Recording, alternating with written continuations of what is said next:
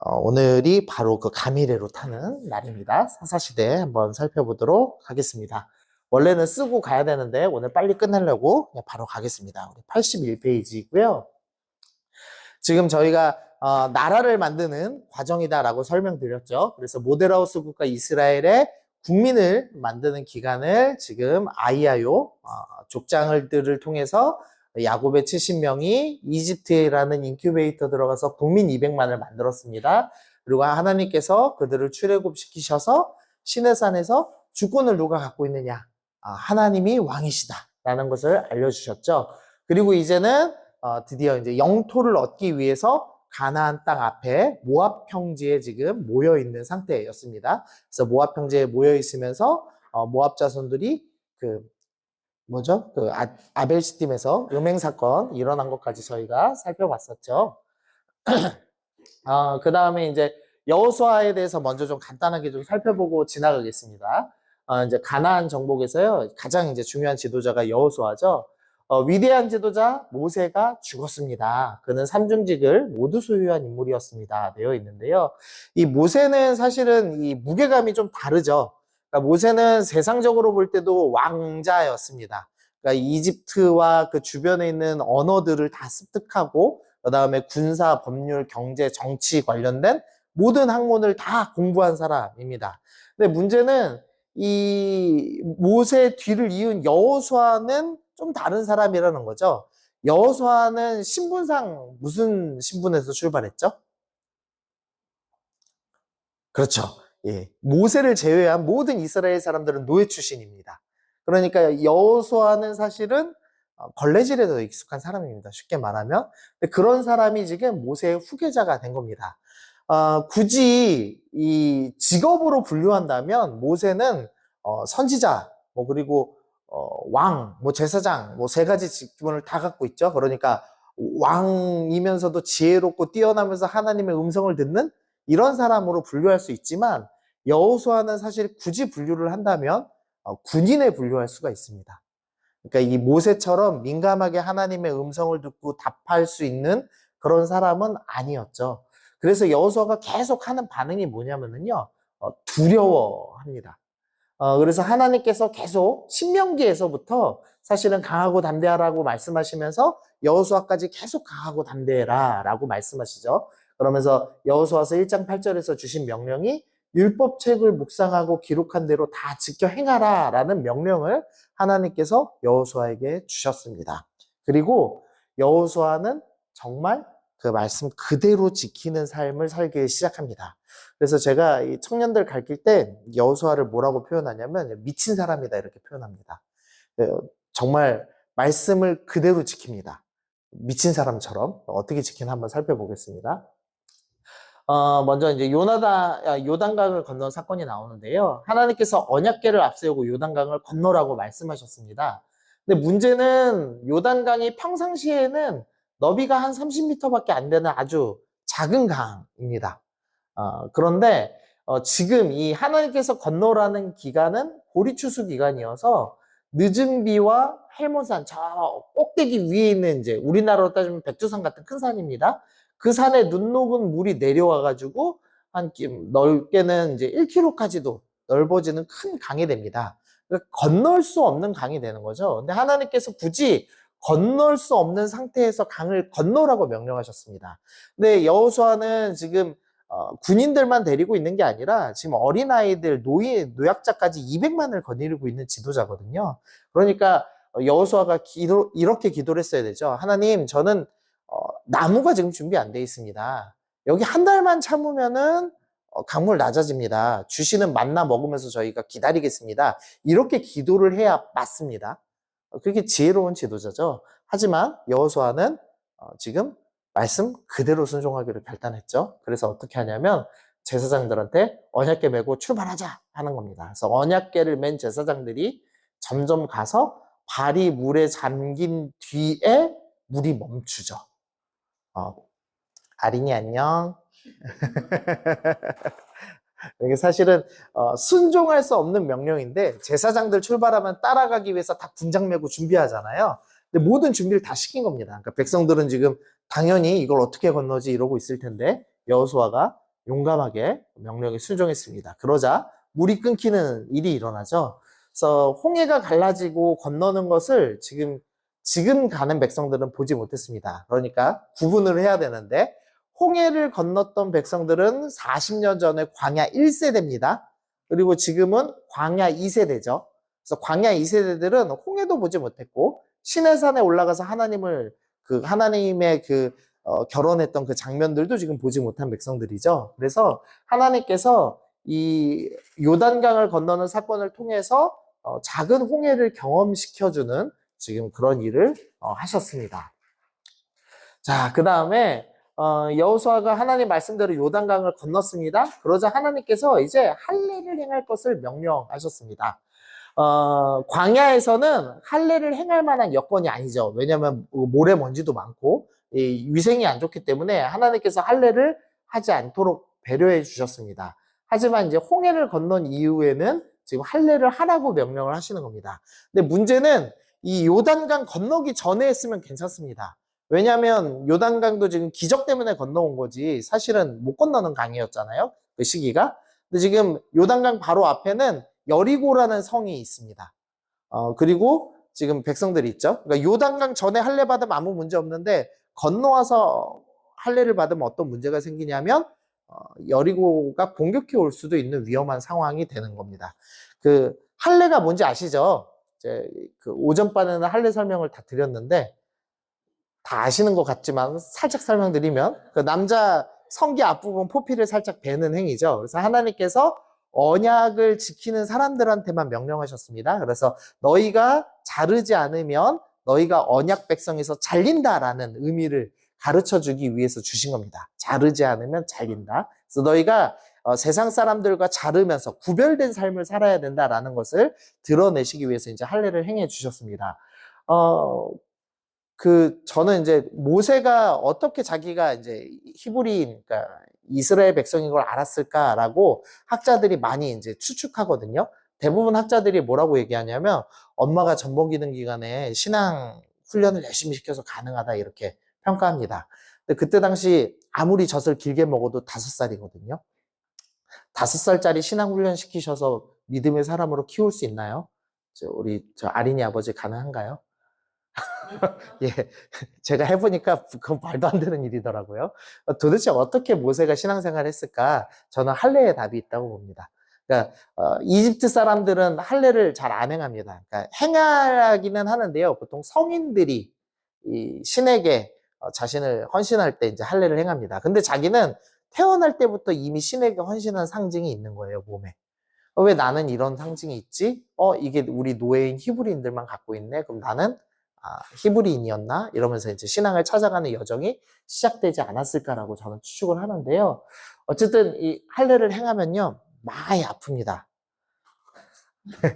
네, 남자들만 아는 고통이죠. 정말 많이 아픕니다.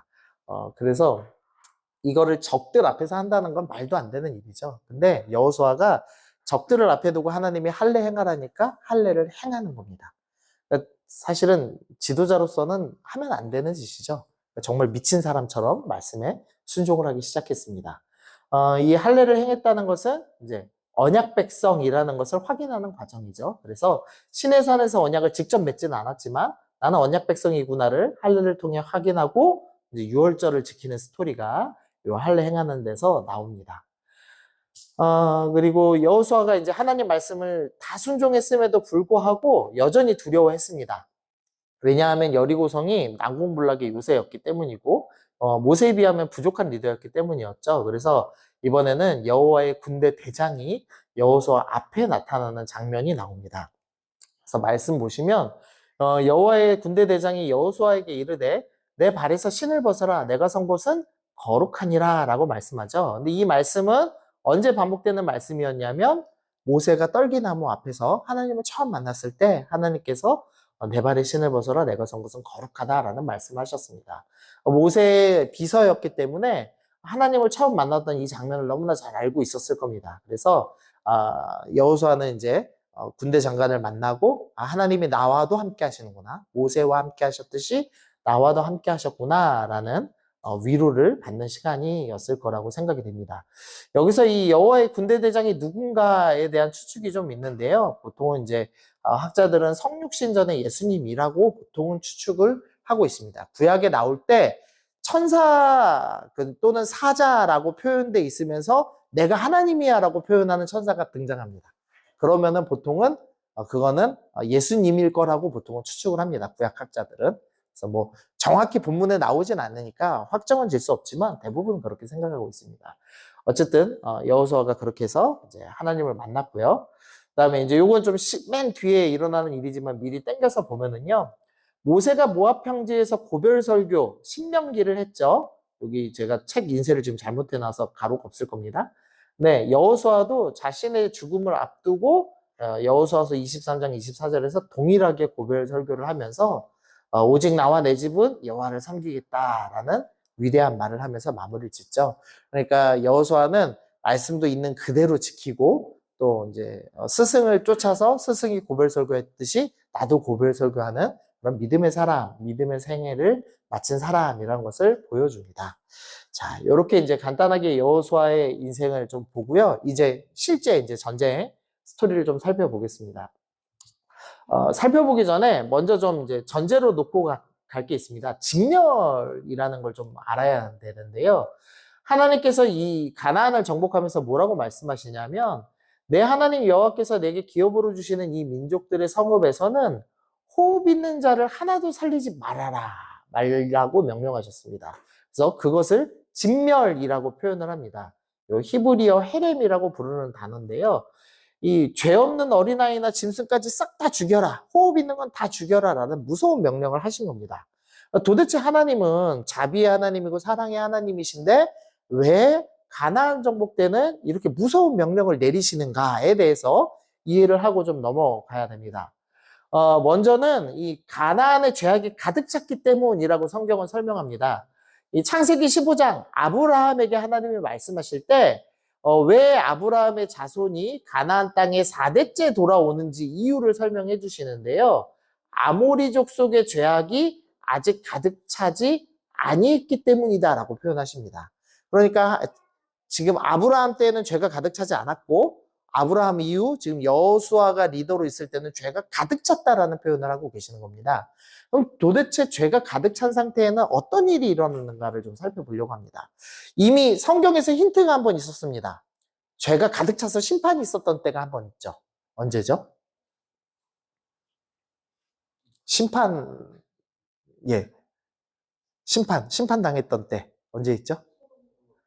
예. 소돔과 고모라 때도 심판이 있었고요. 또 전 지구적인 심판이 한 번 있었죠. 노아 시대. 노아 시대 때 심판이 왜 있었다고 말씀드렸죠? 죄악이 가득 찼는데 특별히 어떤 죄악이라고 추측하죠, 저희가? 섞인 것도 있고, 그렇죠. 하나님의 아들들과 사람의 딸들이 결혼했죠. 그렇죠. 살인. 그래서 노아한테 제일 처음 하신 말씀이 피 흘리지 말아라 였죠. 살인이 나오죠. 그게 이제 동일하게 등장할 겁니다. 소돔과 고모라는 저희가 살펴보지 않았지만 보통 이제 소돔과 고모라 설명할 때 동성애 때문에 멸망했어라고 많이 추측하잖아요. 근데 사실은 에스겔서 말씀 보면은 소돔과 고모라의 멸망의 이유를 약자들을 괴롭혔기 때문으로 기록하고 있습니다. 그러니까 약자들을 경제적으로 억압하고 또 살해하고 하는 일들이 물론 동성애도 그 중에 하나지만 그 죄악을 사실은 주님이 더 크게 보시는 장면이 나옵니다. 이 가나안인들의 죄를 먼저 좀 보시면은요. 가나안인들은 건기와 우기의 변화를 신화로 설명합니다. 제가 이거 오전에 안 하고 넘어간 것 같네요. 꼭 했어야 되는 건데 큰일 났네. 네. 어떻게 설명하느냐면요. 좀 자세히 적어놨는데요. 죽음의 신 모트에게 바알이 패배해 죽습니다. 그러니까 바알이 죽으면 비가 안 내립니다. 왜냐하면 바알은 구름의 신, 번개의 신 뭐였죠? 구름이 없으면 비가 안 내리죠. 그래서 바알의 동생이자 부인인 아낫이라는 전쟁의 여신이 이 죽음의 신 모트를 죽이고 바알을 살립니다. 그럼 이제 살아난 남편과 함께 뭘 할까요? 이제 행복하게 살아야죠. 그래서 이제 신전에 들어가서 결혼하고 신혼생활이 시작되는 겁니다. 그러면은 그때부터 우기가 시작합니다. 이거 무슨 소리냐면요. 이거 19금인데 아린이는 아직 모르니까 구름의 신, 하늘의 신인 바알과 쉽게 말하면 땅의 여신이 있는 겁니다. 그럼 둘이 이제 성관계를 하면 남자가 이렇게 정액을 뿌리죠. 그게 비입니다. 비가 땅에 내려가지고 열매를 풍성하게 맺는다라는 겁니다. 근데 이 바알과 여신이 좀 더 풍성하게 성생활을 해야지 더 풍성한 열매를 맺잖아요. 근데 어떻게 하면 더 풍성한 성행위를 할까? 그럼 우리가 좀 도와줘야 되겠다. 그래서 바알 숭배자들이 신전에 들어갑니다. 그래서 여자들은 남사제와 남자들은 여사제와 성관계를 합니다. 그래서 쉽게 말하면 포르노 상영을 합니다. 그러면은 이제 그걸 보고 바알이 흥분해갖고 성관계를 하고 그러면은 이제 풍성해진다. 이게 이제 가나안의 종교 행위입니다. 아주 난잡한 이제 문란한 이제 신앙이죠. 그래서 보시면은 여기 요거는 뭐 자주 보셔서 알죠. 가슴이 강조돼 있죠, 여신상에. 여기도 이제 뭐가 강조돼 있죠. 예, 이거 설명 안 드리면 모르는 분들이 있던데 뭔지 아시겠나요? 남자인데 강조돼 있죠. 아시죠? 저 남편 성교육 좀 한번 예, 거시기가 강조돼 있죠. 그래서 성기만 강조돼 있는 모습을 볼 수 있습니다. 그래서 성관계에서 응원하는 시스템을 갖고 있습니다. 그러니까 매우 난잡한 거였습니다. 더 충격적인 거, 이게 사실 제일 충격적인데요. 지금 카르타고 고대 무덤을 제가 지금 넣어놨습니다. 카르타고도 바알 숭배하던, 지중해 근변에 바알 숭배하던 지역인데요. 이 무덤에서 지금 몇 명 정도 묻혀 있을까요? 한번 맞춰보시죠. 상품은 없지만. 자, 예. 찍으십시오. 어차피 못 맞춥니다. 예. 아무나 찍으시면 제가 올려내려 해드리겠습니다. 2,000명 더 올리셔야 됩니다. 10,000명 더 올려야 됩니다. 5만 원 좀 떨쳐야 됩니다. 정답은 2만 명입니다. 2만 명. 이 무덤에 지금 2만 명이 묻혀 있습니다. 출토된 것만. 그래서요, 이 다음 이제 그 그림 보시면은, 여기 보시면 아기를 지금 신에게 바치죠. 자식을 불 가운데 지나가게 했다라는 성경의 표현이 나오는데요. 지나간 게 한 게 아니라 불태워서 바친 겁니다. 이렇게 살짝 지나가게, 불에 살짝 구운 거 아닙니다. 그래서 아이를 바치는 인신 제사를 드렸는데요. 연구자들에 의하면 무덤의 유아 67%가 1, 2개월의 아이들이라고 합니다. 그러니까 지금 뭐 이스라엘하고 팔레스타인 전쟁하면서 뭐 아이들이 죽었네 살았네 하는 수준은 애교입니다. 여기는 뭐 발견된 것만 이 정도니까요. 어마어마한 거죠. 성경에 이제 아골골짜기가 나오는데요. 아골골짜기 이름 뜻이 해골골짜기입니다. 해골이 많이 나와서. 그리고 흰놈의 아들 골짜기라는 데도 나옵니다. 아들들을 바쳐서 아마 이런 이름 붙여지지 않았나 싶습니다. 거기다가 자기 아들들을 불살라 드렸던 곳이죠. 그래서 적어도 수천의 유골 항아리가 발견됐습니다. 그러니까 발견된 것만 이 정도지 실제로는 어마어마하게 많이 죽었습니다. 그러니까 하나님 보실 때 이제는 죄악이 가득 찼다라고 할 만큼 아이들이 수없이 많이 죽은 곳이었습니다. 그러니까 음란한 종교생활 그리고 생명이 경시되는 사회였습니다. 그래서 하나님이 멸하시기로 결정하셨습니다. 또 진멸하기로 결정하신 두 번째 이유는 이스라엘의 가나안화를 막기 위해서입니다. 가나안은 당시에 이제 도시 문화, 화려한 도시 문화를 갖고 있어서 건물 바닥도 포장되어 있고 배수 시설도 있고 노동자들이 굴이나 납이나 금을 사용하는 기술도 있었습니다. 이제 무엇보다 이제 중요한 건요, 농경 기술이 있었습니다.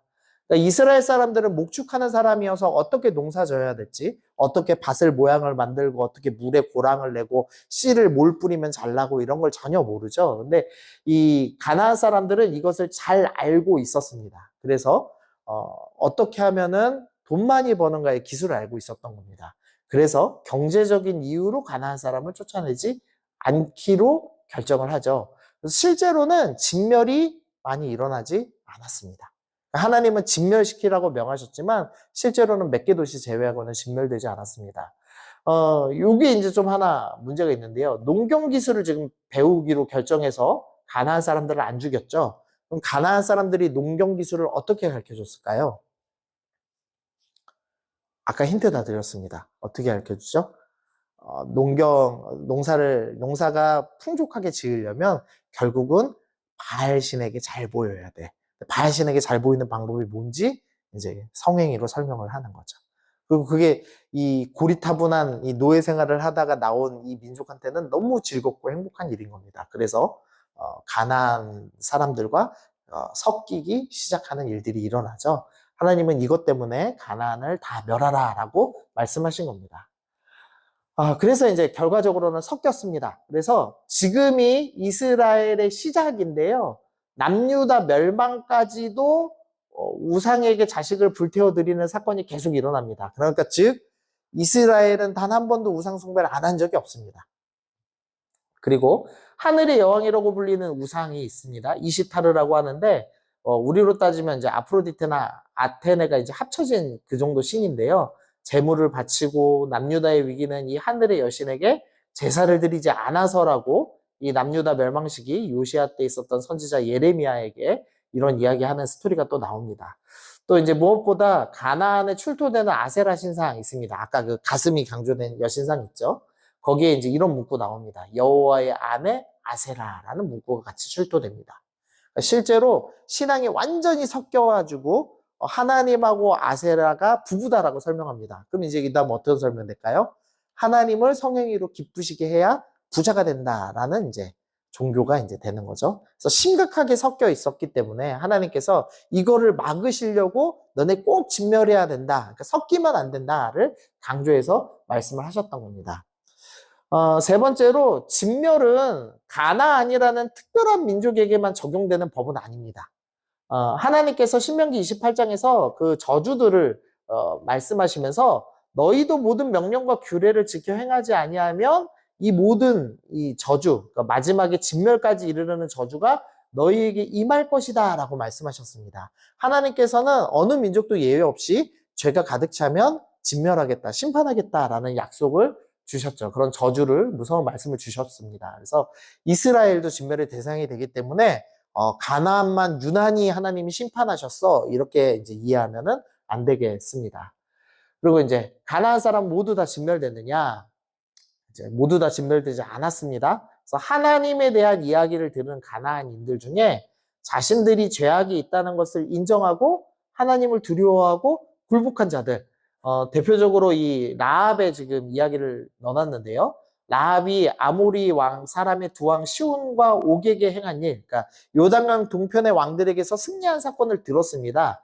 듣자마자 마음이 녹았고 너희로 말미암아 사람의 정신을 잃었나니 너희의 하나님 여호와는 위로는 하늘에서도 아래는 땅에서도 하나님이시라. 그래서 상천하지에 하나님 같은 분은 없다. 이제 이런 표현을 쓰면서 하나님을 섬기기로 결단하죠. 그래서 하나님이라는 분이 어떤 분인지, 그리고 하나님이 지금 죄가 가득 차면 심판하는 분이라는 이야기를 듣고 항복하는 사람들이 있었습니다. 그러면 하나님께서 용서해 주시는 스토리도 이후에 등장합니다. 실제로 이제 그 사건들도 한번 보겠습니다. 먼저 이제 중부 정복 먼저 보겠습니다. 요단강을 건너서 가운데 먼저 정복합니다. 근데 맨 처음 등장하는 성이 여리고성이죠. 근데 딱 봐도 여리고성이 성벽이 지금 이중으로 된 매우 이제 튼튼한 성인 걸 알 수 있습니다. 성은 좀 높은 지대에 있고요. 한쪽은 절벽이고 한쪽은 숲이고 또 성 안에는 물이 있습니다. 그래서 오랫동안 이제 성을 지키기에 유리한 성이었습니다. 제일 큰 문제는 이 이스라엘 백성이 이 성을 공격할 무기가 없다는 게 제일 큰 문제입니다. 왜냐하면 그러니까 지금 요단강 동편만 전쟁하고 왔는데요. 요단 동편은 어떤 지역이었죠? 우리 이제 지형 배우셨으니까. 동고서저. 그래서 동쪽은 고원이었죠. 그러면서 풀이 많아서 그 사람들은 직업이 목축하는 직업이었습니다. 그러니까 성 쌓고 머무는 직업이 아니고요. 돌아다니는 사람들이었기 때문에 평지에서 싸운 겁니다. 그러니까 뭐 사실 숫자만 많으면 이길 수 있죠. 근데 여기는 지금 성을 뛰어넘을 무언가가 필요한 겁니다. 근데 한 번도 이런 싸움을 해본 적이 없었죠. 그래서 하나님께서 이 여리고성을 정복할 방법을 알려주십니다. 근데 문제는 뭐냐면 성 주위를 매일 한 바퀴씩 6일 동안 돌아라. 그리고 일곱째 날에는 7번 돌아라. 그래서 땅을 13번 돌면 이 성을 이긴다라는 말도 안 되는 전략을 주셨습니다. 여러분이 200만의 국민을 이끌고 지금 전쟁을 하고 있는데 하나님께서 하루에 한 바퀴씩 돌고 마지막 날 7바퀴 돌면 너가 승리할 거니까 믿음으로 돌아라 라고 하면은 도실 수 있을까요? 그것도 이제 할례 행하고 한 이제 며칠 된 병사들 데리고 쩔뚝쩔뚝 하면서 이제 걸어가는 건데요. 하실 수 있겠나요? 이 불가능한 얘기죠, 사실은. 그런데 여호수아가 지금 믿음으로 순종하여서 여리고를 정복하는 스토리가 일어납니다. 근데 이제 요게 오해가 좀 있습니다. 성을 이제 돌면 정복이 된다. 그래서 우리도 기회를 어떻게 하면은 복음화할 수 있을까? 어떻게 김해 있는 사람들을 예수님 믿게 할 수 있을까? 우리도 여리고성을 점령한 것처럼 땅을 밟으면서 걸어야 된다. 그래서 땅밟기를 하죠. 땅밟기 기도라고 들어보셨나요? 실제로 많이 합니다. 제가 예수전도단 나온 계기도 그 땅밟기 기도 때문인데요. 저희 이제 예수전도단이 그때 학생이 1000명 이상 되는 대학생 4년제 대학교에 서울에 있는 1000명의 학생들이 있는 단체였습니다. 근데 그 대표가 이제 그때 총선이었거든요. 그래서 여의도에 이제 대학생들을 불러 모았습니다. 그리고 우리가 믿음으로 여의도를 땅을 밟아야 되겠다 이제 결심을 했습니다. 그래서 어떻게 했냐면 포스트잇에다가 말씀을 적게 하고요. 깔창에다가 그걸 놓고 걷게 했습니다. 그래서 제가 열받아서 저희 학생들 안 보냈어요. 그게 이제 제가 나오게 된 이유 중에 하나였거든요. 그렇게 땅 밟기 하면 정복될까요? 아니겠죠. 그러니까 요거를 행동 그대로 이해하면 안 됩니다. 이제 이유가 있었습니다. 당시 고대 근동에서는요, 왕이 이제 영토를 돌면서 이거 내 영토야 라는 것을 확인하는 작업을 했습니다. 애굽의 바로도 죽이실 때 성벽 돌고, 히타이트 왕, 요 이제 메소포타미아 지역에 있는 그때 당시 왕입니다. 그때 당시 왕도 겨울 축제 때 영토를 일주하고요. 가나안 신화에서도 바알이 이제 왕권 천명을 위해서 마을을 순회하는 사건이 기록돼 있습니다. 그러니까 여리고성을 돌 때, 언약궤 들고 여리고성 돌 때 여리고 사람들은 저거 지금 우리 땅이라고 선언하는 거구나. 여호와라는 그 신이 여리고는 내 땅이야 선언하는 장면으로 인식했을 거라는 겁니다. 그래서 이렇게 미신적으로 생각하시면 안 됩니다. 절대. 지금도 이렇게 땅 밟게 하는 거는 그러니까 간절한 마음으로 도시를 주옵소서라는 기도가 의미 있는 거지 땅 밟기는 문자적인 행위는 의미가 없습니다. 그래서 하나님께서 가나안을 다스릴 진정한 왕이다라는 걸 선언하시는 겁니다. 그러면 이제 여리고 사람들은 어떻게 해야 되냐면 이걸 듣고 항복하면 사는 거죠. 그래서 라합만 항복을 해서 살아나죠. 자, 그 다음입니다. 여기 지금 요단강이고요. 요단강을 건너서 이 평지인 길갈에다가 이제 자리를 잡았습니다. 그리고 여리고를 처음 점령했고, 그 다음에 이제 올라가서 아이성을 정복할 겁니다. 아이성은 요때 정복 이후로 이제 폐허가 되어서 사실상 바로 옆에 있는 도시 베델이 그때부터 이 지역 전체의 이름을 베델로 부르거든요. 그래서 베델로 이해하시면 좋은데요. 어쨌든 요 아이성 정복을 합니다. 근데 이때 이제 사건 하나 일어납니다. 유다 지파 아간이 여리고성 진멸하라는 하나님의 명령을 어기고 갇힌 물건을 숨겼습니다. 그래서 여리고성에 있는 비싼 신할 땅 외투, 지금으로 따지면 에르메스 외투와 이제 금과 은을 가지고 숨겼습니다. 근데 그게 이제 하나님께서 보실 때는 진멸하지 말라는 말씀을 위반한 거였죠. 그래서 첫 전투부터 위반했기 때문에 하나님께서 다음 전투를 패배하게 하십니다. 그래서 누구 때문에 패배한 거냐 이제 죄를 찾아보니까 결국 아간이 뽑히죠. 그래서 이 이스라엘 백성들이 아간과 그의 가족들을 아골 골짜기에서 이제 돌 던져서 죽입니다. 이 사건도 아니 아간이 범죄했는데 왜 가족들 다 죽이지? 이제 이렇게 생각을 하는데요. 되게 단순합니다. 이 아간이 어디다 숨겼냐면요. 장막 밑에다 숨겼습니다. 그러면 지금 어떤 장면이냐면요. 이제 여리고를 진멸시켰죠. 그러니까 여기저기서 불이 막 연기가 피러 오릅니다. 이제 아이들까지 싹 다 압니다. 이거는 지금 진멸한다는 거. 얼마나 죄가 무서운 일이라는 걸 다 배웠죠. 근데 그 와중에 자기 아버지는 다른 사람들은 죄를 해결하는 일을 하고 있을 때 외투를 갖고 들어온 겁니다. 적어도 수억짜리를. 그래서 이제 땅을 파고 묻죠. 자식들이 그거 다 보는 겁니다.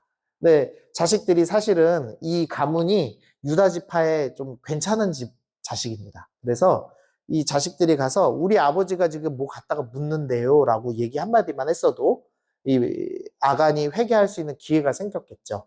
근데 가족들이 다 침묵한 겁니다. 왜냐하면 아버지 죽으면 저거 내 재산 되니까요. 그래서 결국은 돈 때문에 가족들이 모두가 다 입을 꼭 다물고 그래서 진멸당해야 될 여리고와 함께 아간이 진멸당하는 사건이 이제 일어나는 거죠. 그래서 결국에 이제부터 가나안에 와서는 계속 경제 문제 때문에 흔들립니다. 돈이 제일 힘든 일이죠. 네. 자, 어쨌든 이제 아이성 전투 승리했습니다. 그리고 가나안 땅 중앙에 족장길을 이용할 수 있게 되었습니다. 무슨 소리냐면은요. 요 지금 모압 평지 여기 있었습니다. 여기서 여리고성 건너서 길가를 본부로 삼고 여리고를 정복하고 베델로 와서 이제 족장길 고속도로를 이용할 수 있게 된 겁니다.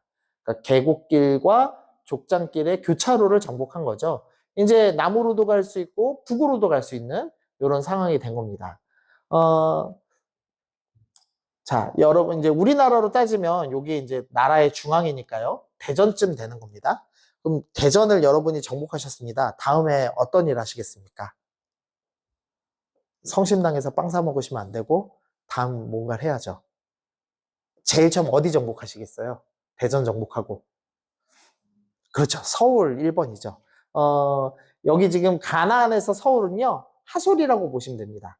하솔이 제일 세거든요. 그러니까 이 여호수아는 재빨리 달려가서 벳산까지 고속도로 타고 가서 무깃도로 건너가서 하솔을 공격해야지 가나안 정복에 성공하는 겁니다. 이게 이제 맞는 루트죠. 지혜로운 지도자의. 그러나 이제 여호수아는 미친 사람이기 때문에 그렇게 하지 않습니다.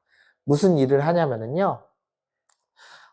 에발산 언약갱신을 합니다. 에발산은 어디 있냐면요. 요 세겜 땅에 있습니다. 세겜 땅. 모세가 모압 평지에서 고별설교하면서 명령 하나 내렸습니다. 뭐 어떤 명령을 내렸냐면요.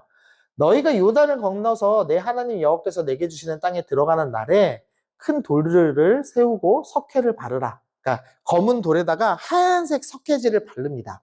그리고 거기다가 돌에다가 율법 말씀을 새기라는 명령을 주셨습니다. 그래서 신명기서 말씀을 새겼을 걸로 추측을 하거든요.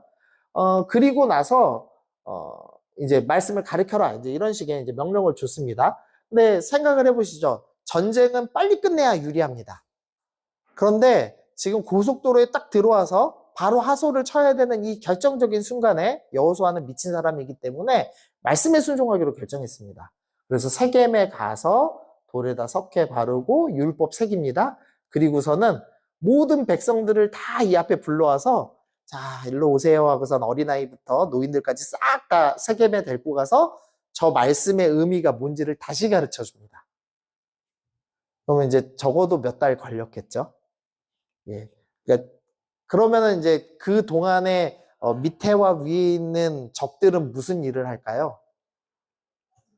그렇죠. 전쟁 준비를 합니다. 그래서 그 다음에 이제 전쟁 준비 스토리가 나오는 겁니다. 이제 남쪽 정복 스토리입니다. 에발산에서 율법 배우는 동안에 가나안 땅 전체에 이제 이스라엘이 행한 일을 이제 다 들었습니다. 신문은 없지만 몇 달 동안 성경 공부를 했기 때문에 다 들었습니다. 그래서 가나안인들 중에서 이제 이스라엘의 하나님 모르는 사람 아무도 없습니다.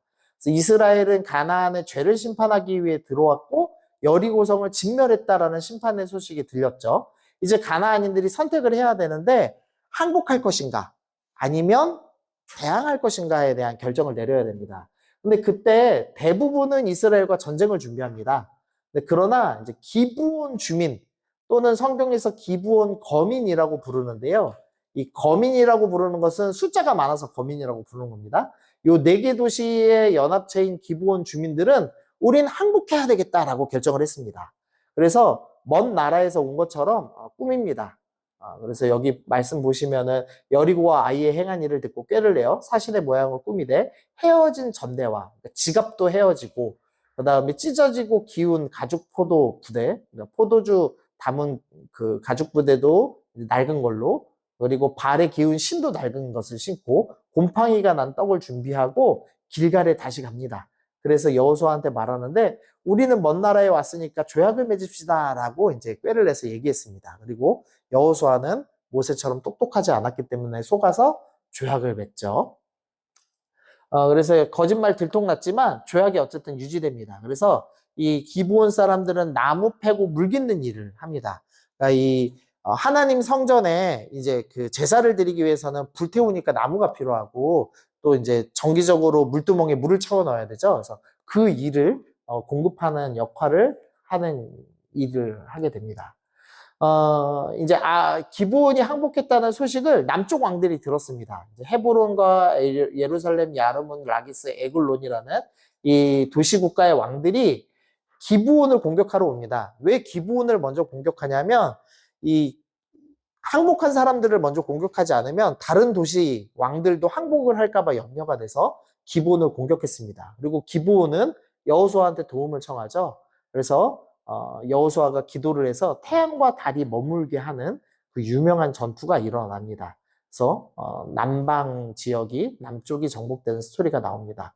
그래서 여기 보시면 큰 우박덩이를 아세가까지 이르게 내리시고 그 다음에 여호수아가 기도하죠. 태양아 너는 기브온일에 머물러라. 달아 너도 아얄론 골짜기에 머물러라. 이렇게 기도를 하며 기적적인 승리를 거두는 장면이 나옵니다.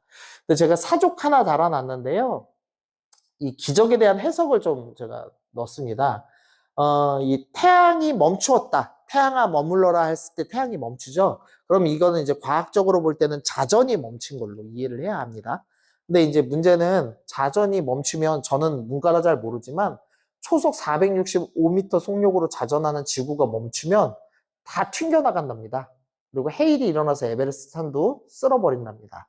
그래서 하나님이 하실 수 있습니다. 그러니까 자전도 멈추시고 아무것도 안 튀겨나가게 하실 수 있죠.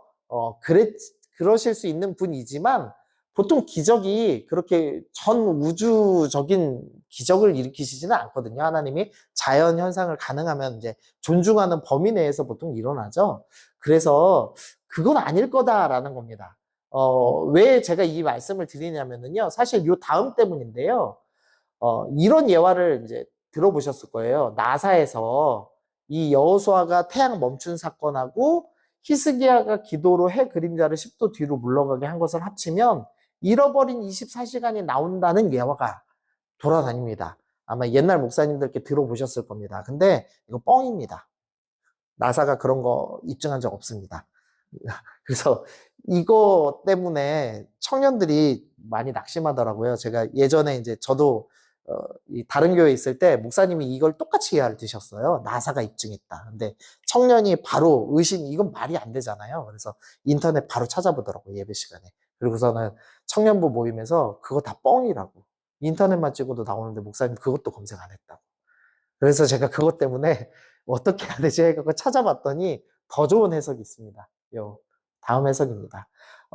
태양아 머물러라 라는 원어가요, 어두워지다로 번역이 가능합니다. 그러니까 태양아 어두워져라 라고 여호수아가 기도했고 하나님께서는 구름을 덮으셔서 시원하게 추격할 수 있도록 어둡게 만드셨다라는 이제 기적의 해석입니다. 이게 더 맞는 게요. 왜냐하면 우박이 내렸을 때 어둠이 져야 되잖아요.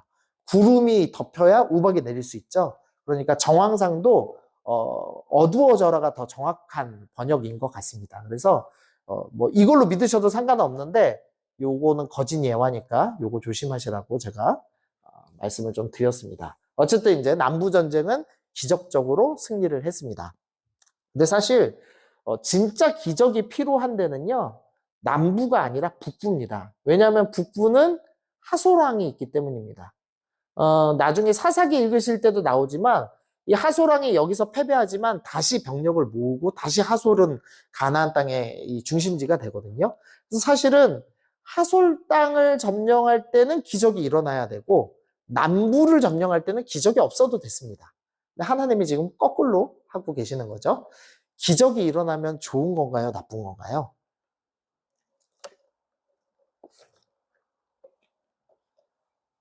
네, 기적이 일어나면 좋은 건가요? 나쁜 건가요?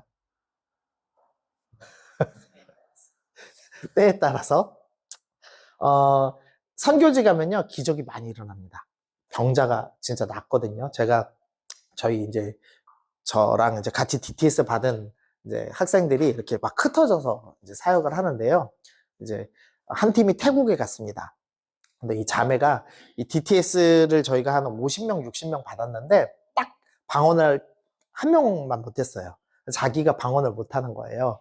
근데 이제 태국에 갔는데 어느 집회에서 옆에 있는 태국 사람들 보고 기도하세요 이런 겁니다. 자기만 방언을 못한다, 기도를 못한다, 이 되게 좀 마음이 이렇게 낮아져 있던 자매가 이 할아버지한테 기도를 했는데 이 할아버지가 갑자기 막 이렇게 뛰는 거예요. 펄쩍펄쩍. 그래서 자기가 영성이 없어서 이 할아버지가 미쳤나 보다 싶어가지고 되게 겁내했답니다. 근데 태국어 통역하시는 선교사님이 와서 뭐라고 했냐면 이 할아버지가 지금 자매님 기도하는 순간에 다리가 나와서 보여준다고 뛰고 있는 거라고. 이제 이런 실제 실화들이 있었거든요. 근데 선교지 가면은 이런 기적이 많이 일어납니다. 왜 많이 일어나냐면 의학적으로 치료할 수 없으니까요. 이해가 되시나요? 그러니까 만약에 저희 교회에 그런 다리가 아프신 분이 왔다면 저희는 어떻게 할까요? 서로 기도하고 재정 모아서 헌금하고 그러면 나았을 겁니다. 그러니까 우리가 할 수 있으면 주님이 너희가 같이 힘을 합해서 공동체가 합력하여 기도하고 낫게 도와줘라 라고 하시겠죠. 그러니까 기적은 불가능할 때 일어나는 거죠, 사실은. 그래서 기적 일어나는 게 좋은 게 아니라 믿음으로 싸워서 승리하는 게 좋은 겁니다. 하나님이 우리한테 원하시는 것은 직접 싸워서 사명을 쟁취하게 만드시는 거죠. 그래서 우리 교회에 기적이 많이 일어난다. 그러면 우리 교회는 연약한 겁니다, 사실은. 근데 우리 교회에 기적이 없다. 그거 좋은 겁니다.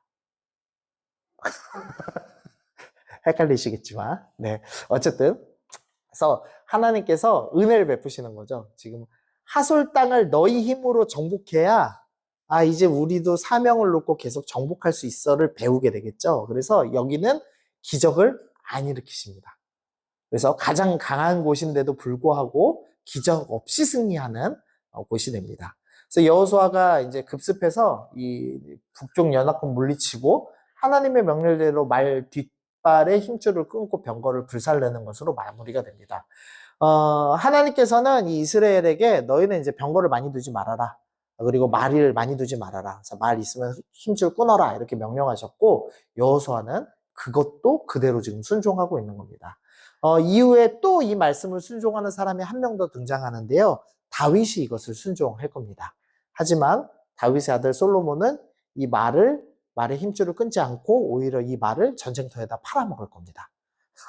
이제 나중에 한번 살펴보시죠. 자, 그래서 하솔이 이제 여기였습니다. 이제 딱 봐도 중요한 도시인 건 이제 아시겠죠? 해변길에 가장 메인되는 요새 지역, 여기를 이제 점령했습니다. 이제 전쟁 상황 좀 하나 설명드려야 되는데요. 이 여리고 옆에 길갈이 있습니다. 길갈이 본부입니다. 이스라엘이 전쟁을 할 때는요, 지금하고 좀 다릅니다. 지금은 이제 전쟁하면은 서울을 점령했다. 그러면 점령하고 주둔한다라고 생각을 하지만 이 주둔할 수가 없습니다. 왜냐하면은 일단 하나님께서는 진멸하라고 하셨기 때문에 다 죽여야지 원칙은 죽여야 되는 것이었고요. 그 다음에 폐허가 된 땅에 주둔군을 딱 놓으면은 어떤 문제가 생기냐면 먹을 걸 수급할 수가 없습니다. 그래서 당시 전쟁에서는 항상 전쟁이 끝나면 무조건 길갈로 되돌아옵니다. 그러면 이제 예를 들면 하솔에서 큰 병력들을 다 이겼습니다. 그리고 길갈로 다시 돌아왔습니다. 그럼 어떤 일이 생기냐면요. 여기서도 이제 도망간 사람들이 있겠죠. 도망간 사람들 그리고 동굴 속에 숨었던 사람들이 다시 슬금슬금 나와서 다시 이 하솔 땅에 진을 자리 잡는 겁니다. 그래서 지금 여호수아와 함께 한 전쟁은요. 큰 세력을 부순 전쟁이고 이제부터 이제 제비뽑기에서 땅을 분배할 겁니다. 그리고 이제 각자 분배받은 땅에 가서 이 남은 잔담변들을 다 진멸시키고 이제는 정착하는 스토리가 이제 일어나야지 됐습니다. 근데 여기서 이 사람들 세력이 약해졌기 때문에 굳이 죽이지 않고 함께 살기로 결정하는 거죠. 돈 문제 때문에. 자, 그래서 이제 성경 읽을 때 11장까지 읽으면 끝난 것처럼 느껴지는데 다시 정복 스토리가, 지파별로 정복 스토리가 있는 게 이상하게 느껴지는데 그게 아니라 자, 패전병들을 이제 치우는 과정입니다. 요것도 사실은 순종한 건데요. 내 하나님 여호와께서 이 민족을 내 앞에서 조금씩 쫓아내시리니 너는 그들을 급히 멸하지 말라. 들짐승이 번성하여 너를 해할까 하노라. 갑자기 사람이 싹 사라지면은 이 들짐승이 생기죠. 그럼 위험하죠. 오늘도 저희 교회에 들짐승이 침략을 해서 새벽 기도 때 5시 20분에 고양이 한 마리가 본당에 침투해가지고요. 집사님들 소리 지르시고 난리 났습니다. 고생했습니다. 여기 2층 복도 창문을 열면 안 된답니다. 전 목사님이. 그래갖고 고생해서 쫓아냈습니다. 어쨌든 들짐승 생길 걸 염려해서 하나님께서 단번에 하면은 너희가 위험하니까 1차로 큰 병력 물리치고 그 다음 돌아와서 지파별로 이제 정복해라 라는 명령을 주셨고, 여호수아는 이 말씀조차도 그대로 순종을 해서 한 거죠. 자, 이제 여호수아의 이제 신앙은 다 봤고요. 그 다음에 이제 갈렙 이야기를 좀 보려고 합니다. 갈렙은 여호수아와 12정탐꾼 중 하나였습니다. 그래서 다른 정탐꾼들이 믿음 없는 말을 하고 우린 정복 못합니다 라고 얘기할 때 갈렙과 여호수아는 정복할 수 있습니다 라고 고백했죠.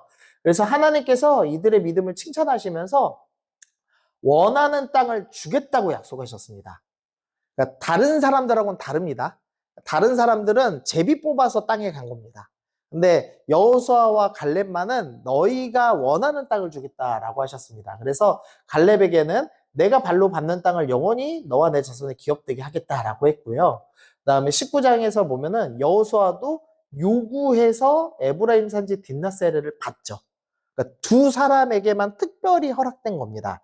여러분이 대한민국을 정복하면 어느 땅 받으시겠습니까?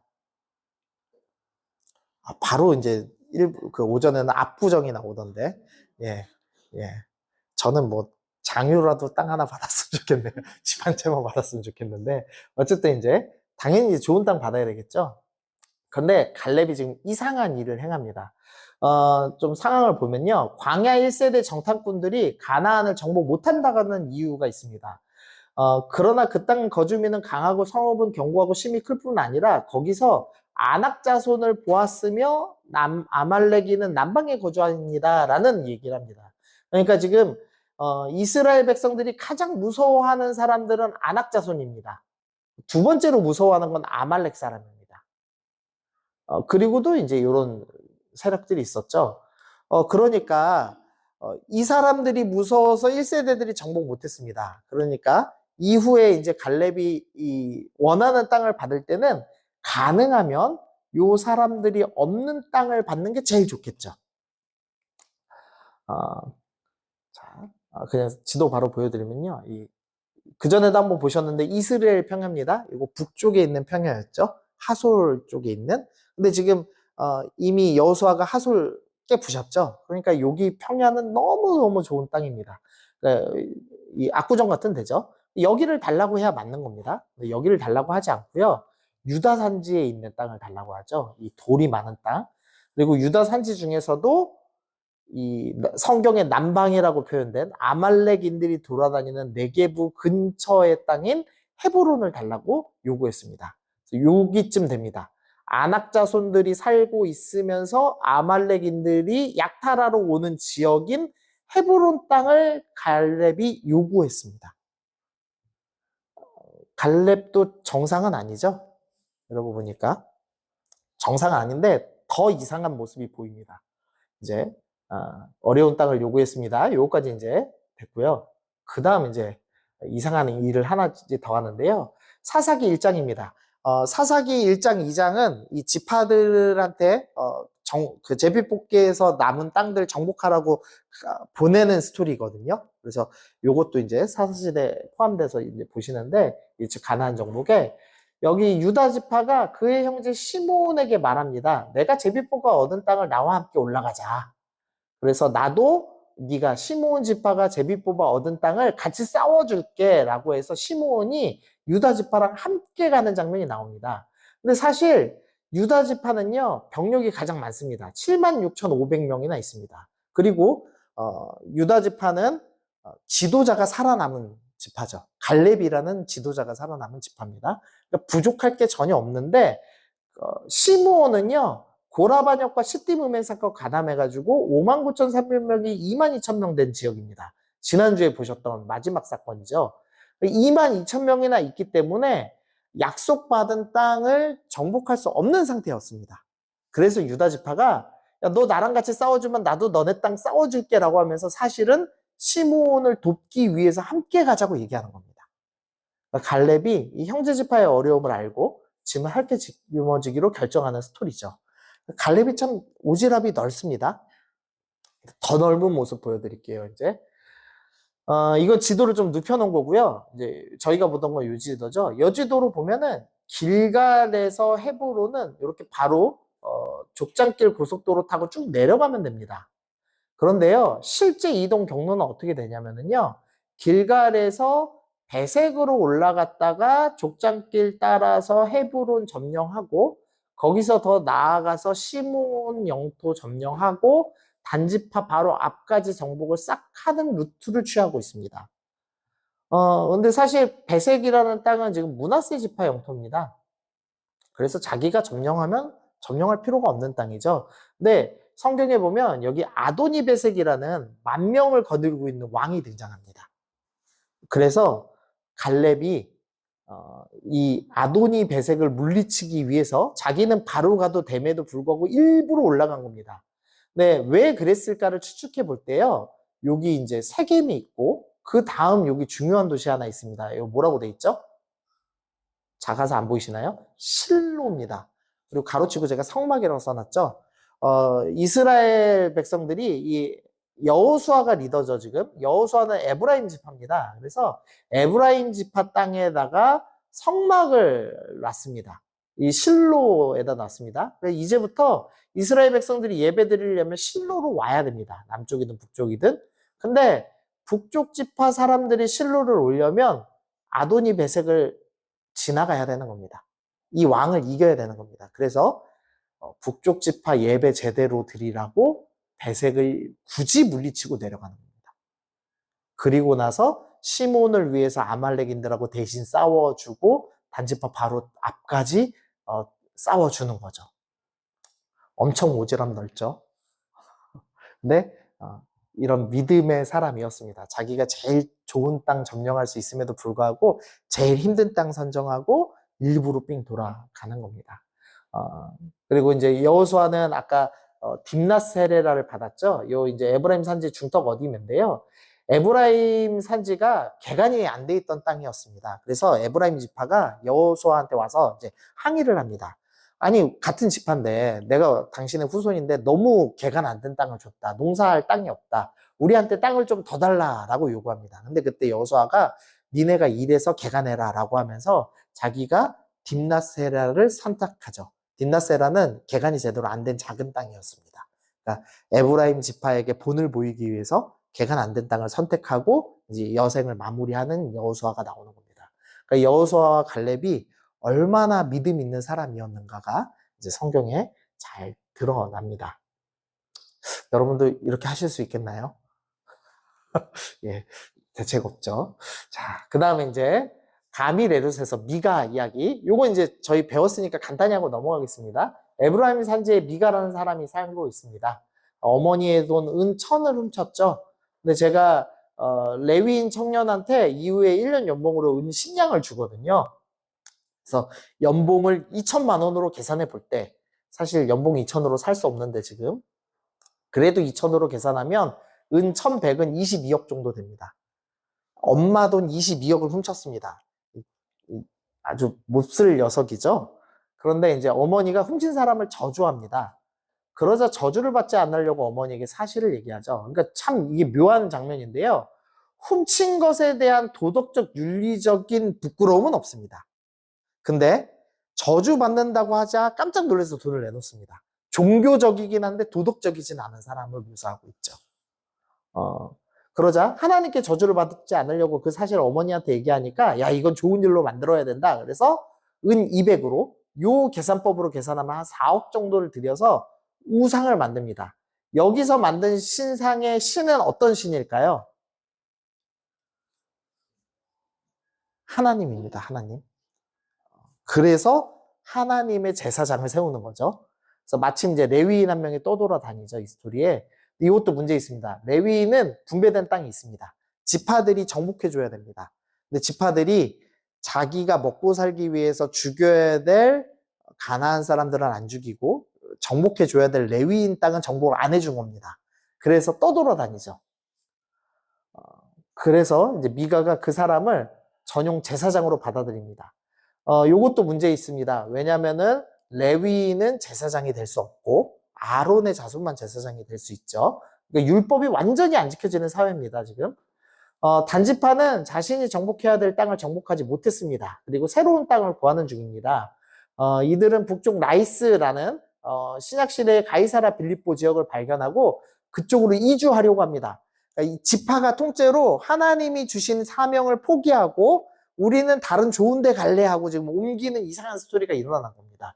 근데 이주할 때 미가의 집에서 이 제사장 하던 레위인과 미가의 신상을 빼앗죠.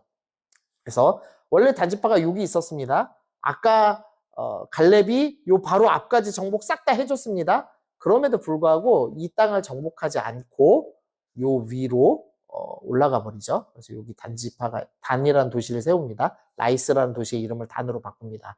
그래서 이때부터 이제 성경에서는 단부터 브엘세바까지, 그래서 백두에서부터 한라까지처럼 단에서부터 브엘세바까지라는 이제 수거를 이제 사용할 겁니다.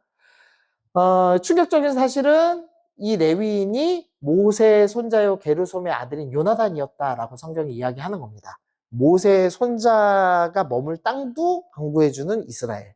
그리고 손자가 떠돌아다니다가 한 집안의 제사장이 되기로 결정하고 그 뒤로 그 우상을 남유다 멸망 때까지 계속 숭배하는 일이 일어나죠. 그래서 미가의 신상 숭배는 북이스라엘이 사로잡히는 날까지, 북이스라엘이 사로잡히는 날까지 계속됐습니다. 그래서 가나안 신앙과 여호와의 신앙이 섞이는 사건이 바로 미가의 신상의 대표적인 예입니다. 그래서 단은 계속 우상숭배 중심지 됩니다. 그래서 여로보암 1세 때 남유다가 분열된 이후에 금송아지 만들어서 단과 베델에 두고 섬기죠. 그리고 헬라 시대와 로마 시대에도 우상숭배가 계속 일어납니다. 그래서 출토된 비문에는 단에게 있는 신에게라는 문구가 계속 출토되고 있다고 합니다. 자, 그 다음 이제 레위인 첩사건입니다. 똑같이 에브라임 산지에서 일어난 일입니다. 성경에 에브라임 산지에서 일어난 일이 이제 3개가 연속적으로 나올 겁니다. 하나는 미가의 신상, 그 다음에 레위인 첩사건, 그 다음에가 사무엘 스토리입니다. 그래서 좋은 예, 나쁜 예, 나쁜 예가 있지만 좋은 예가 하나 일어나는 거죠. 이 에브라임 산지에 이제 레위인 첩이 있습니다. 요건 이제 기억 다 나시죠? 워낙 충격적인 사건이어서. 레위인이 첩이 있다는 것도 문제인데, 이 하나님의 백성들이 살고 있는 베냐민 지파 도시 기브아에서 불량배들이 동성애하기 위해서 레위인을 내놓으라고 하죠. 그래서 레위인이 자기 첩을 내어주죠. 그래서 첩이 죽습니다. 그리고 첩의 시체를 12조각 내서 보내는 사건이 일어나죠. 그래서 11지파가 베냐민에게 불량배들을 내놓으라고 하지만 베냐민 지파가 오히려 11지파와 싸우기로 결정하는 일이 일어납니다. 그래서 첫 전투에서는 베냐민이 승리합니다. 22,000명 죽고요. 두 번째 전투에서도 베냐민 지파가 승리하고 18,000명이 죽습니다. 지금 병력이 지금 4만 명 가까이 죽었죠. 세 번째 전투는 11지파가 승리합니다. 그래서 베냐민 사람 25,000명 죽고 600명만 남습니다. 그러니까 이 지금 내전으로 몇 명이 죽었죠? 한 65,000명이나 죽은 겁니다. 그리고 나서 어떤 일이 일어나는 거냐면 사사시대에 온니엘이 사사되는 스토리. 이제 메소포타미아에서 내려와서 정복이 일어나죠. 그러니까 성경을 이어서 보셔야 됩니다. 지금 통짜로. 여기서 병력이 죽었기 때문에 연합이 제대로 안 되고, 그래서 온니엘이라는 사사가 일어나서 싸워야 될 상황이 될 만큼 피폐해져 있는 상황이 되는 겁니다. 자, 어쨌든 그래서 이제 베냐민 사람 600명만 남았습니다. 근데 이제 와서 이제 11지파가 정신 차렸습니다. 어떤 문제냐면 하나님은 지금 가나안을 진멸하라고 하셨는데 지금 11지파가 뭘 진멸하고 있죠? 베냐민을 진멸하고 있는 겁니다. 그러면 안 되죠. 근데 이제 또 하나 잘못된 문제가 있습니다. 11지파가 베냐민 지파와 결혼하지 않겠다는 이상한 맹세를 한 겁니다. 그러니까 종교적으로 벌써 이상한 맹세를 하는 게 유행하고 있습니다. 이 헛된 맹세를 지키려고 어떤 일을 하냐면 결혼하지 않겠다라는 맹세를 안 한 도시 하나 있었습니다. 길르앗 야베스라는 도시인데요. 거기에서 처녀 400명을 강제로 잡아와서 납치해서 600명 중에 400명하고 결혼하게 합니다. 그럼 몇 명 남았죠? 지금 200명 아직 결혼 못했습니다. 그래서 성막이 있는 실로의 명절 행사에, 쉽게 말하면 추수감사 주일 때 추수감사 예배 드리러 온 청년들 200명을 납치해가지고 결혼을 시키는 스토리가 진행이 됩니다. 말도 안 되는 스토리가 지금 일어나고 있는 거죠. 그래서 이 베냐민 지파 600명이 그래서 이제 결혼을 합니다. 이 스토리가 사울 스토리를 이해하는 데 도움이 됩니다. 왜냐하면 베냐민 지파가 지금 잘 싸우나요? 못 싸우나요? 엄청 잘 싸웁니다. 11지파 상대로 해가지고 처음에 4만 명이나 죽였습니다. 그리고 마지막 남은 600명. 그럼 이 남은 사람들은 잘 싸울까요? 못 싸울까요? 그 중에서도 제일 잘 싸운 사람이 남은 겁니다. 그래서 베냐민 지파 사람 사울이 왕이 됐을 때 사람들이 기대하는 거죠. 정예의 병력의 후행입니다. 그리고 이제 사울 왕이 나중에 암몬에게서 어떤 도시를 구하냐면 길르앗 야베스를 구하는 장면이 나옵니다. 사울이 이 하나님의 백성을 도와줘야지 이래서 의분이 일어나는 스토리가 아니고요. 우리 외가입니다. 베냐민 지파의 외가를 구해주기 위해서 정치적으로 꼭 필요한 집단이죠. 그래서 도와주는 스토리가 이제 이어지는 겁니다. 쭉 이어서 보면 되게 절묘하게 맞아 들어가는 장면이 나옵니다. 자, 이 말씀만 좀 읽어보겠습니다. 자, 시작. 그때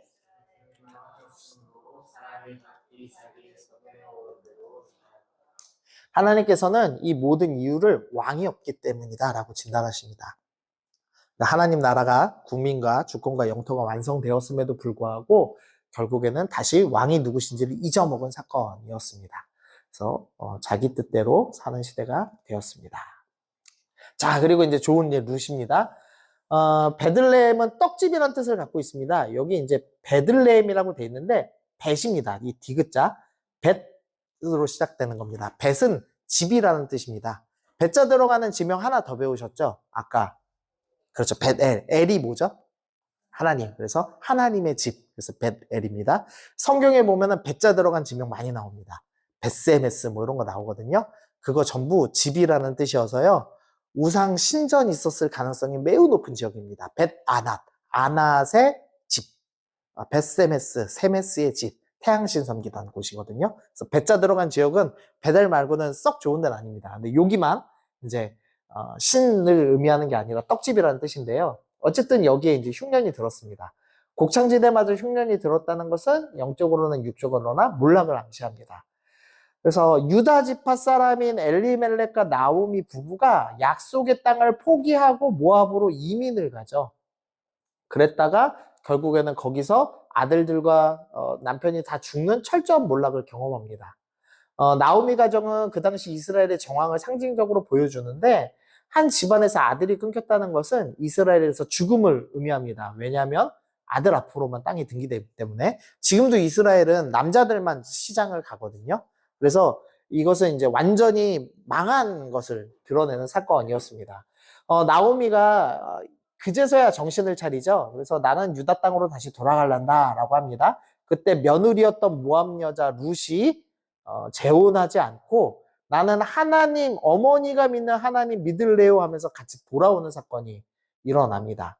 그래서 하나님께서 이 두 사람에게 유다 지파 보아스를 만나게 하십니다. 이 보아스는 어떤 사람이냐? 밭 귀퉁이에 이삭을 가난한 자를 위해서 남기는 작은 율법까지도 지키는 사람이었습니다. 이게 보아스가 대단한 게요. 이때 당시 지금 어떤 일이 있냐면 지금 미가는 신상 만들고 모세의 손자는 제사장이 돼서 한 지파의 제사장이 되고 그다음 옆 동네에서는 지금 살인 사건과 동성애가 난리 나는 지역의 그 바로 밑에서 살고 있습니다. 근데 이 보아스는 이런 율법까지 지키는 사람입니다. 그래서 당시 사회보장제도였던 계대 결혼을 통해서 보아스가 룻이 결혼하죠. 이 계대 결혼은 뭐냐면은요. 만약에 이제 여자가 남자가 애를 낳지 못한 상태에서 남편이 죽으면 가장 가까운 친척이 이 여자와 성관계를 가져서 아이를 낳아줘야 됩니다. 아들을 낳아줘야 됩니다. 그렇게 해서 이 집안이 대를 이을 수 있게 하는 겁니다. 그래서 공식적으로는 지금 룻과 보아스가 결혼하면 태어난 자식은 보아스 자식이 아니고요. 이 나오미 가문, 엘리멜렉의 가문이어야 하는 겁니다.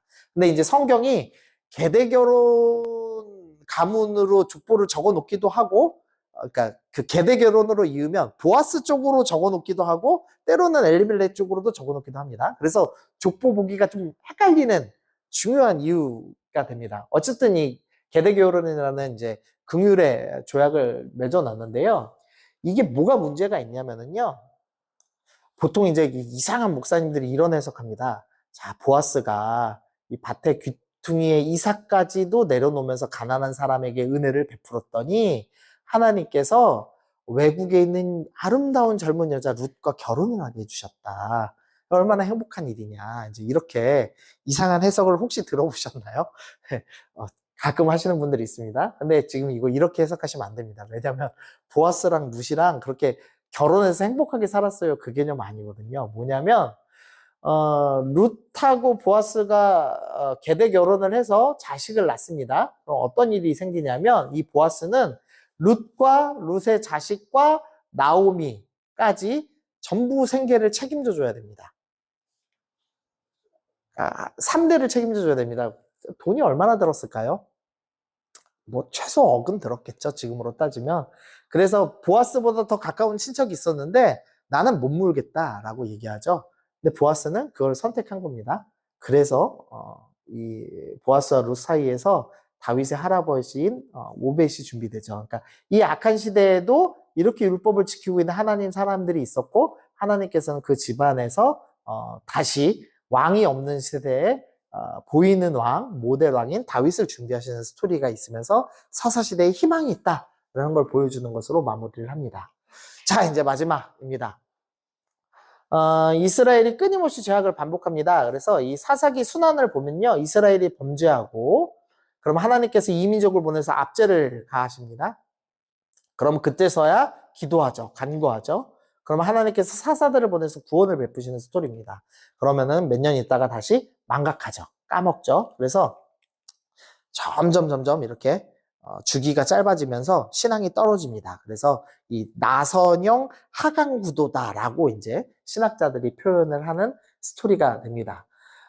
그래서 사사들 보면은요, 이 사사의 문자적 뜻은 재판관이라는 뜻입니다. 근데 실제로 재판을 담당한 사사는 드보라밖에 없습니다. 그리고 나머지는 다 군사 지도자거든요. 그래서 요 드보라 말고는 하나님의 말씀대로 재판하는 사람은 없습니다. 하나님의 말씀이 실종된 시대다라고 보시면 되겠고요. 그리고 그나마 요 온니엘이나 에웃이나 드보라는 괜찮은 사사입니다. 이 삼갈은 구절이 되게 짧죠. 그래서 괜찮은지 안 괜찮은지 판단하기 힘든데 적어도 이 세 명은 그래도 좀 괜찮은 사사들입니다. 그래서 평화 기간도 꽤 길죠. 근데 기드온부터 좀 문제가 있습니다. 기드온은 이제 백성들이 왕이 되어달라고 요청을 하거든요. 근데 기드온이 뭐라고 그러냐면 내가 어떻게 감히 왕이 되겠냐라고 하면서 거절을 합니다. 입으로는 거절했는데 기드온이 자기 자식 이름을 뭐라고 짓냐면 아비멜렉이라고 짓니다. 아비는 아버지고 멜렉은 왕이라는 뜻이거든요. 그래서 나의 아버지는 왕이다. 즉 기드온이 사실 나는 왕이야 이렇게 시인하는 장면이죠. 그래서 기드온부터 문제 있는 사사입니다. 기드온이 뭐 양 이슬로 확인해서 믿음으로 승리했으니까 좋은 사사겠지라고 생각하시겠지만 이때부터 이제 악한 사사 출발입니다. 그래서 여기까지 쭉 점점 신앙에 문제 생겨서 결국에는 삼손은 하나님을 잘 모르는 사사로 등장을 하죠. 그래서 신앙이 철저하게 타락해가고 있는 스토리가 사사시대에 등장하게 됩니다. 이제 그 중에서도 요 입다와 삼손이 동시대, 여기가 이제 동시대 사사들이거든요. 그래서 요 스토리는 저희가 다음 주에 사무엘을 배우면서 같이 배우도록 하겠습니다.